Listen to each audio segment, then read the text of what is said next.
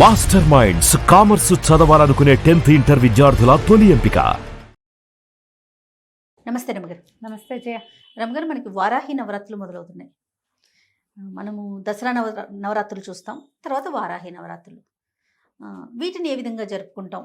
మనం ఏమైనా ప్రత్యేక నియమాలు పాటిస్తామా? అందరం జరుపుకుంటాం? అసలు ముఖ్యంగా సంవత్సరానికి 4 సార్లు 4 రకాల నవరాత్రులు వస్తాయి. 2 ప్రఖ్యాతమైనవి, ఒకటి వసంత నవరాత్రులు, రెండోది శరన్నవరాత్రులు. ఈ గుప్తంగా జరుపుకునేవి ఇవి 2. ఏవి? వారాహి నవరాత్రులు, శ్యామల నవరాత్రులు జరుపుతారు. మనం చేసుకోము సాధారణంగా. ఇది కొన్ని ప్రాంతపు ఆచారాలుగానే కనపడుతుంది. మన ప్రాంతంలో ఇంచుమించుగా లేనట్టే. మనం సోషల్ మీడియా యాక్టివ్ అయిన తర్వాత ఒక 2-3 సంవత్సరాలుగా ఈ వారాహిని ఆశ్రయిస్తే చాలా రకాల ప్రయోజనాలు లభిస్తాయని, సమస్యలు తీరుతాయని, విపత్కర పరిస్థితుల్లో ఈమెను ఆశ్రయించిన వాళ్ళ వారాహి అమ్మవారిని ఆశ్రయిస్తే సమస్యలు తీరుతాయని చెప్పి వారాహి నవరాత్రుల్ని ప్రఖ్యాతంగా చేసాం. 2-3 ఏళ్ళుగా ఎక్కడ వచ్చాడో అసలు వారాహి అమ్మవారి ప్రతిమని మనం ఇంట్లో పెట్టుకుంటామా రమ్మగారు? పెట్టుకోం కదా. అసలు ఇలా ఉంటారని కూడా చాలా తక్కువ మందికి తెలుసు. కానీ ఈ మధ్యకాలంలో వింటున్నాం. మొన్న ఫోటో ఫ్రేమ్స్ కోసం నేను షాప్కి వెళ్తే ఎన్ని రకాలుగా కనిపించాయోనండి. అంటే వారాహి అమ్మవారి ఫోటోని వేరు కలర్ శారీస్తో వేరు భంగిమల్లో, అంటే అంత విరివిగా ఇంట్లో కూడా పెట్టుకోబట్టే కదా అక్కడ కనిపిస్తా. ట్రెండింగ్ లో ఉన్న జేజీ వారాహి మన వీడియోస్ లాగానే ట్రెండింగ్ లోనే ఉన్నది వారాహి అమ్మవారు. ఆమె ఎప్పుడూ ఉంది కానీ జయ, ప్రఖ్యాతంగా లేదు. ఎందుకంటే ఈమెని ఉగ్రదేవతగానే చెప్పబడుతుంది ఆమె. ఓకే. అమ్మవారి యొక్క పరివార శక్తుల్లో ప్రముఖమైన మంత్రినిగా వారాహి అమ్మవారిని చెప్తారు. ఆదివరాహమూర్తి యొక్క స్త్రీ స్వరూప శక్తి. ఆదివరాహమూర్తిని కూడా మనం సాధారణంగా అర్చనలు, పూజలు మనం ఏమి చెయ్యం. ఏ సందర్భంలోనూ వరాహస్వామి స్వరూపంలో ఉన్న విష్ణు స్వరూపాన్ని ఇంట్లో పెట్టుకోవటం కానీ, పూజ చేయటం కానీ మనకు కనిపించదు. మనకి ప్రఖ్యాతంగా వరాహస్వామి ఉన్న దేవాలయాలు ఏవి? ఒకటేమో తిరుమలలో మొదట వరాహస్వామిని దర్శించాలి. ఎందుకంటే ఆయనే వెంకటేశ్వర స్వామికి స్థలాన్ని ఇచ్చాడు కాబట్టి, అది ఆయనది, భూమి ఆయనది కాబట్టి వారిని మొదట దర్శించి అప్పుడు పెద్ద ఆయన్ని చూడాలి. వీరు ఇంకా పెద్దవారు, విష్ణుమూర్తికి. మనం వెంకటేశ్వరుడి కంటే పెద్దవాడుగా వరాహమూర్తిని మనం సేవించుకుంటాం. అదొకటి. రెండో వరాహ స్వరూపం సింహాద్రి అప్పన్న. ఆయన వరాహ నారసింహుడుగా వేర్వేరు స్వరూపాలలో ఉండే నరసింహమూర్తిగా ఆయన కనపడతాడు.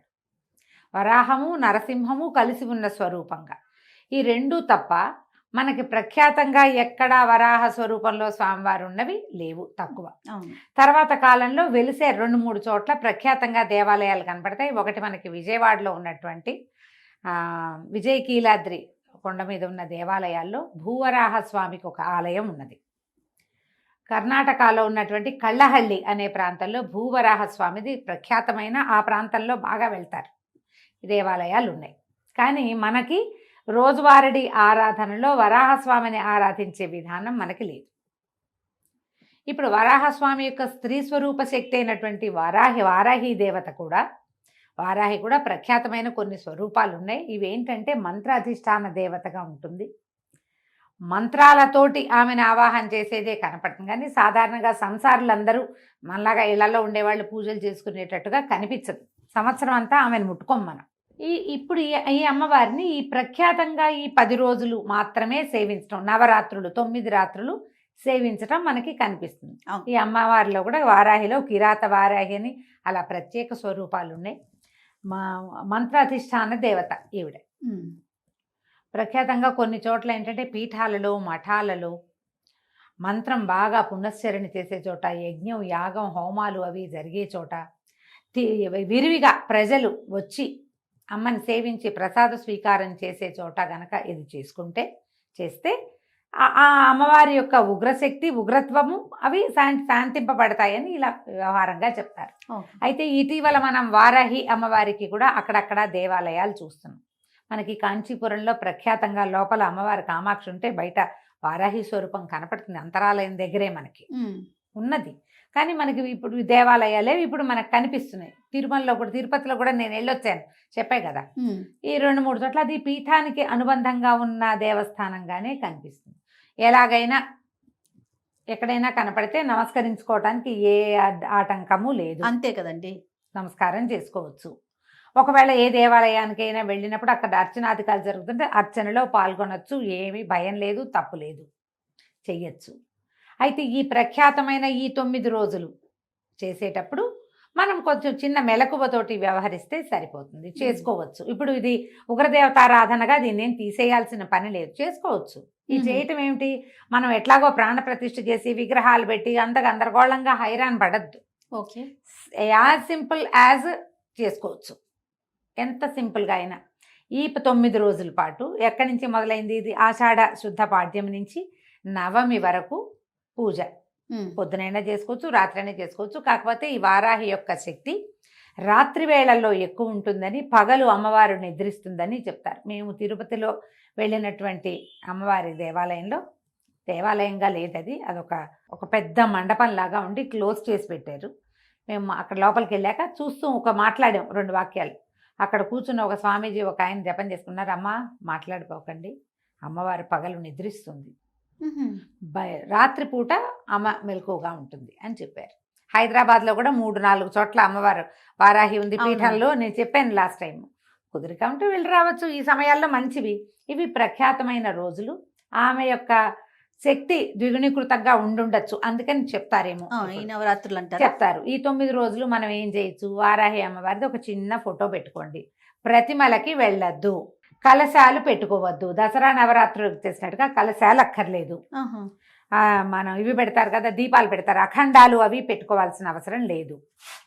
ఓకే, సింపుల్గా చేసుకోండి. ఒక్క ఫోటో. మనం ఏంటంటే ఏదైనా ఆరాధన చదువుకునేటప్పుడు స్వరూపం కనపడుతుంటే మనకు ఒక సంతోషం, తృప్తిగా ఉంటుంది. ఇంత చిన్న ఫోటో పెట్టుకోండి చాలు, పెద్ద ఫోటో కూడా అక్కర్లా.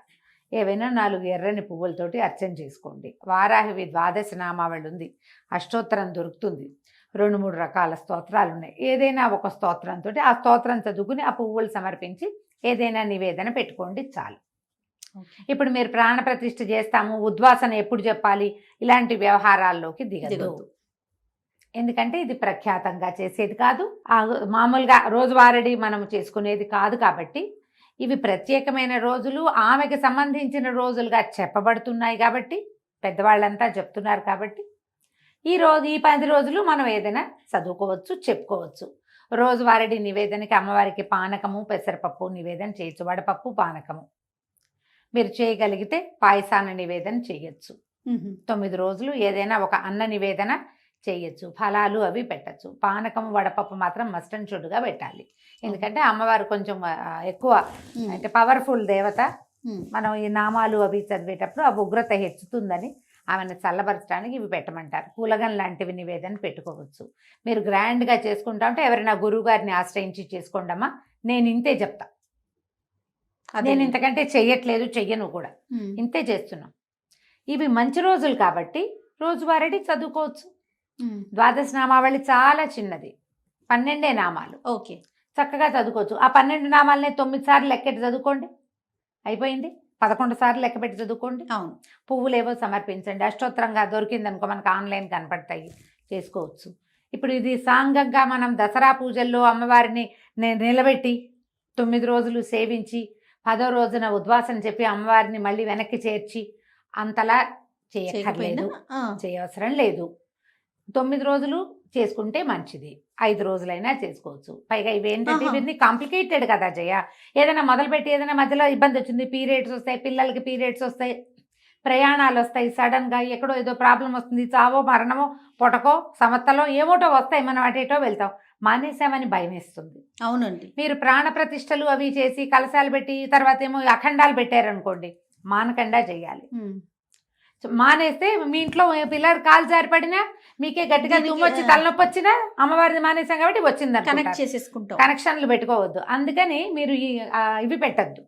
ఓకే, ప్రాణప్రతిష్టలకి దిగబోకండి. ఒక పటం రోజువారీ పెట్టుకోండి, ఈ 9 రోజులు చదువుకోండి.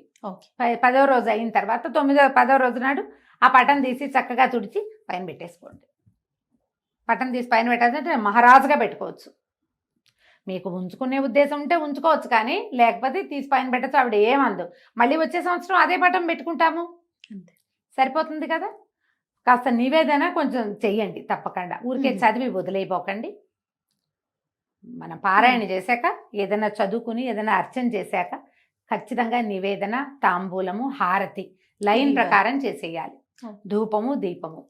మొదట దీపం పెట్టుకుంటాం, ధూపం చూపిస్తాం, ఏదో స్తోత్రం చదువుతాం, 2 పుష్పాలు సమర్పిస్తాం, నైవేద్యం నైవేద్యం చేస్తాం, హారతి, ఓ. ఒక నమస్కారం, కంప్లీట్ అయిపోతుంది. కంప్లీట్ అయిపోతుంది. మీరు రోజు రాత్రిపూట 9 రోజులు చేసుకోవచ్చమ్మా. ఇందులో భయపడేంత పెద్దది కాదు ఇది. ఇవి మనం చెయ్యం కాబట్టి చేయక్కర్లేదు, చెయ్యాలనిపించింది లక్షణంగా చేసుకోవచ్చు. ఇంత Okay. మాత్రం చెయ్యండి, ఏమీ భయం లేదు. ఈమె ఏంటంటే పరివార శక్తుల్లో ప్రబలమైన శక్తి. ఆహా. ఆవిడ తక్కువది కాదు, ఓ. చాలా గట్టిది. ఇప్పుడు ఇంత గట్టి ఇది మనకి దేనికి అవసరం? ఆమెకు సరిపడా మనం చేయగలమా?